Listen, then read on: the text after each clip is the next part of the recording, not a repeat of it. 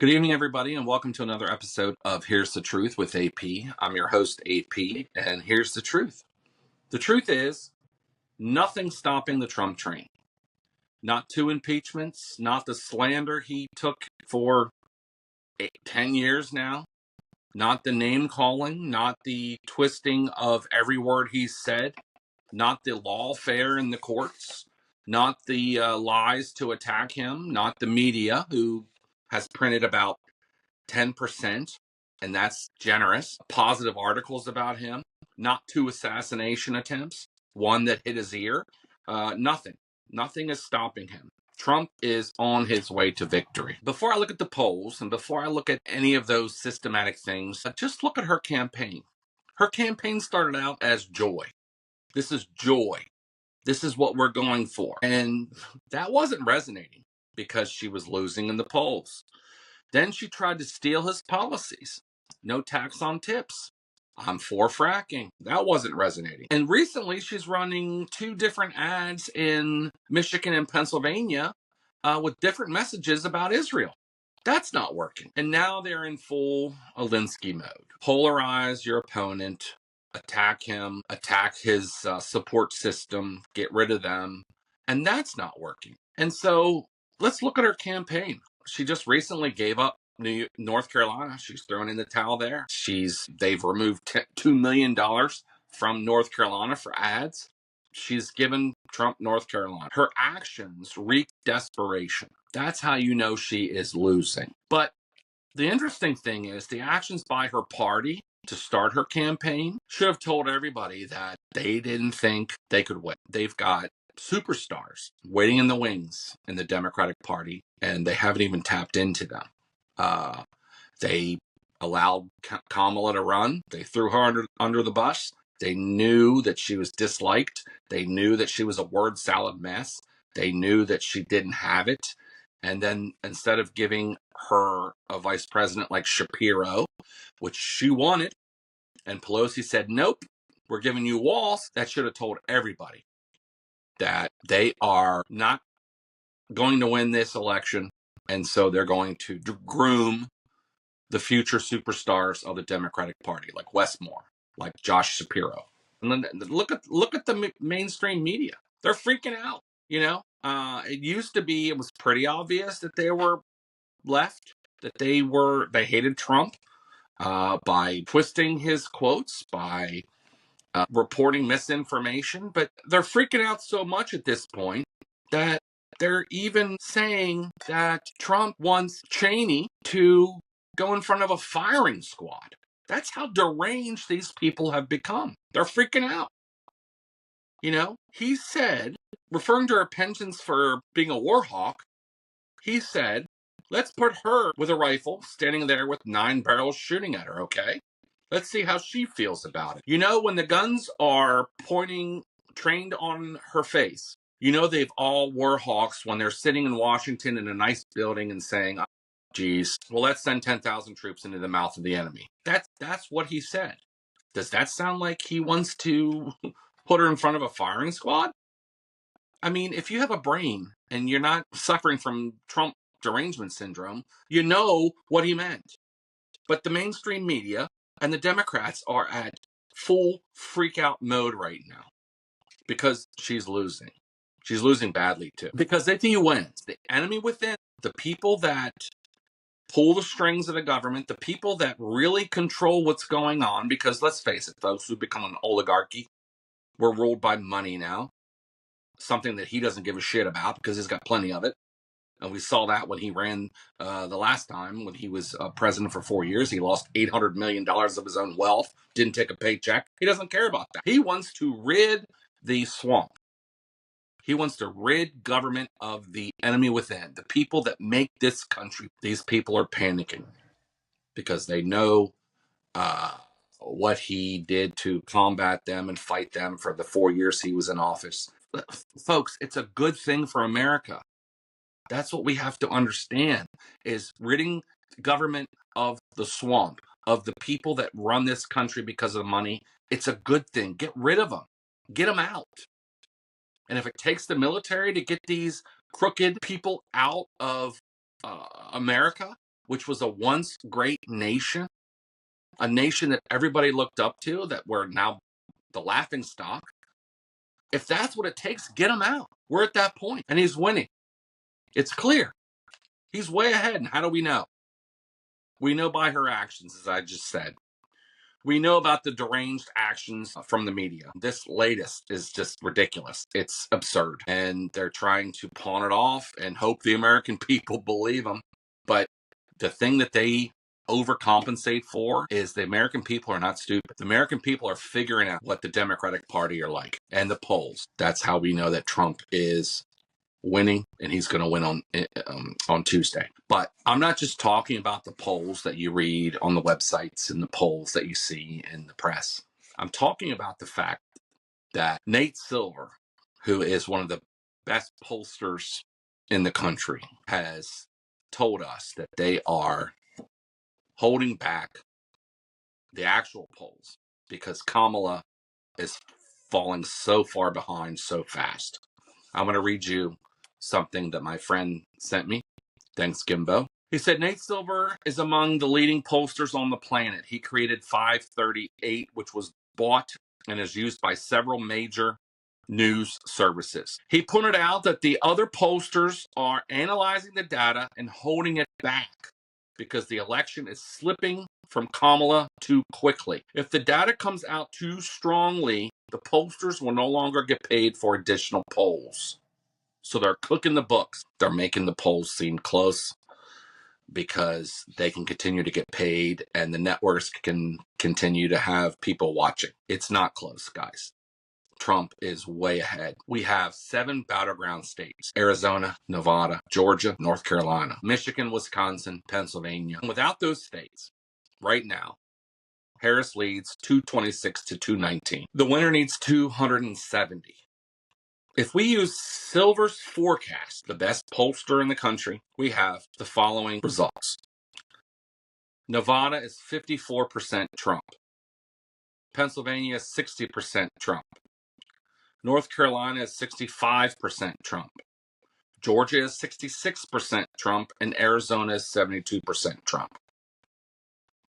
Kamala is 55% Wisconsin and 59% Michigan.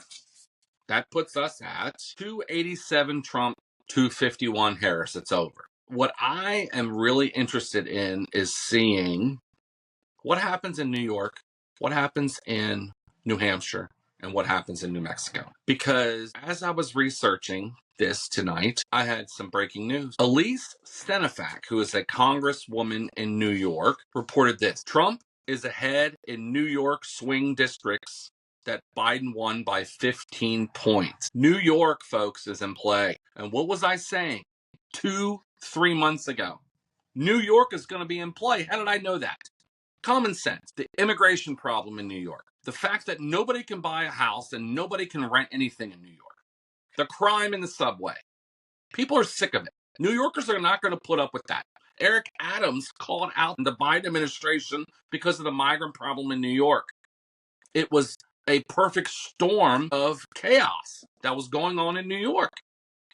Trump is from New York. And then when he went to the Bronx 3 months ago for a rally, he knew the same thing I was thinking. And he's been there. He did the Madison Square Garden thing, which was a complete and utter success. It was like rock star atmosphere in there.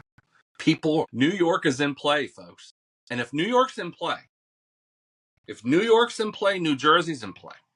And if New Jersey's in play, Trump wins Pennsylvania. I mean, it's over. It's not even going to be close. It's going to be a landslide. I'm not talking Reagan landslide, but it's going to be a landslide. And that doesn't even take into account New Hampshire. New Hampshire is now in play, folks, which I think is 5 electoral votes. And I've said all along, Virginia is going to be in play. Watch. I said New York was going to be in play 3 months ago. I had confirmation tonight from Elise Stefanik and New Mexico. If he wins what Silver says he's going to win, and he wins what I think he's going to win, New Hampshire, Virginia, and New Mexico, if he wins those, that's 309. If he wins New York, we're talking 337. We're talking historical numbers, okay? It's not going to be close. We're talking 337 to 1. We're going to know Tuesday night that Trump is going to be our next president. So how did he pull this off? How did he fight off 2 impeachments, the constant name calling, the constant false narratives that he was a racist and a Hitler and a Nazi and a fascist and a xenophobe? How did he pull this off? I got 8 reasons. Number 1, they tried to dehumanize him. That's what they tried to do. Rules for radical. Number 12, pick out your target, personalize it, polarize it. They tried to dehumanize him. And Trump is probably more human than any president we've had recently. He speaks our language. And I've talked about before that the Democrats talk down to their constituents and talk down to the American people. You had Obama talking down to the Midwest workers, saying they cling to their Bibles and they cling to their guns and they don't like people that aren't like them. And then you had Hillary call us deplorables and irredeemable and we need to be reprogrammed. And then you got Biden going on and saying that we're garbage. And that stuff doesn't fly, man. Trump talks to us. You have Obama telling black men they have to vote for Kamala Harris. You had Joe Biden saying, if you don't vote for me, you ain't black. I mean, that stuff doesn't resonate. And that's why Trump right now is polling 20% better with blacks this time around.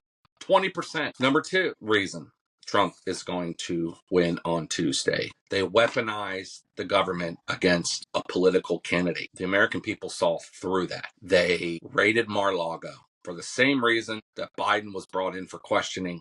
And they said, Joe, you don't have the memory to stand trial, but we're going to take Trump to trial. And people saw that. People understood what was going on.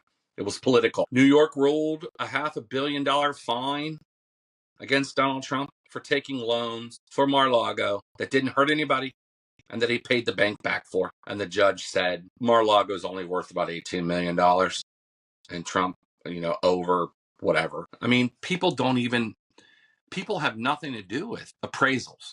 They have the appraiser come in and appraise it. Thank God the appellate court in New York, 5 black women appointed by Democratic mayors, reversed it and dropped it down to about $130 million fine.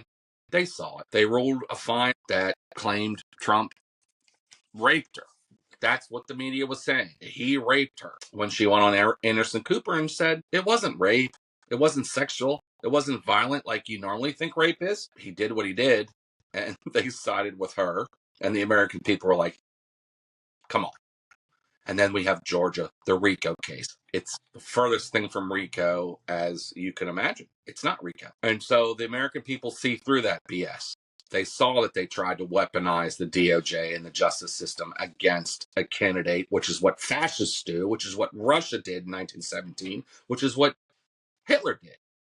But they call him a fascist. Number 3 reason Trump is going to win on Tuesday, the Biden administration, wars, inflation, incompetence, identity politics. The American people are not stupid. Number 4, the crazy woke crap that we have to deal with.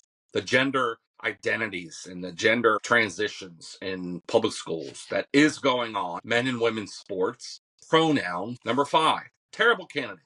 Biden beat him in 2020, but we all saw the decline in his cognitive abilities. So they put Harris, and Harris is a terrible candidate. They didn't want to waste Shapiro or Wes Moore until they polished them. Because remember, the Democratic Party has always been carefully orchestrated. They didn't have time to carefully orchestrate Wes Moore and Josh Shapiro. Okay? The Democratic Party is splintering right now. You've got John Fetterman going out and speaking against the Biden administration. You've got Eric Adams speaking against the Biden administration. They're in trouble. And mark my words, John Fetterman will not be a senator long. Eric Adams will not be a mayor long because they've spoken out against the Democratic Party. She won no primary votes, not one. In fact, she dropped out when she ran for president. She was the first one to drop out. And she's a word salad mess. Number 6, his record versus their record. Case closed. Look at what he did for his 4 years, and look what they did. Look at the mess they've turned America into. The open border, inflation, wars. Number 7, the sympathy vote. He survived an assassination attempt, and when he was struck by the bullet in his ear, he came up saying, fight, fight, fight. He was talking to us. He didn't care about himself. The mainstream media and the Democrats want you to believe Trump only cares about himself. But in that moment where he almost lost his life, who was he thinking of? Me. You. Fight. Fight. Fight. Number 8, the Republicans finally had a great plan to get the vote out. Finally. When the red wave didn't happen that Wednesday morning, I thought about on the way to school what we did not know how to win an election. The Democrats lapped us in getting the vote out. And then I saw Laura Trump. I saw that she became co-chair of the Republican National Committee. And I saw her say, we're going to get the vote out. And when I heard that, I thought, it's going to be different this time. It's been different.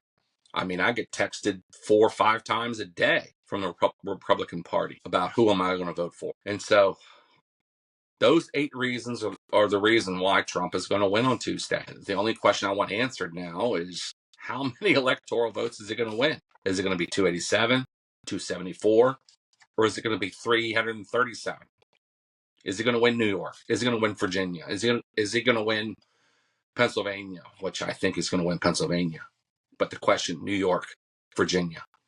I've been saying all along, New York is in play, and today we got confirmation of it. And I've been saying all along, I still think Virginia is in play.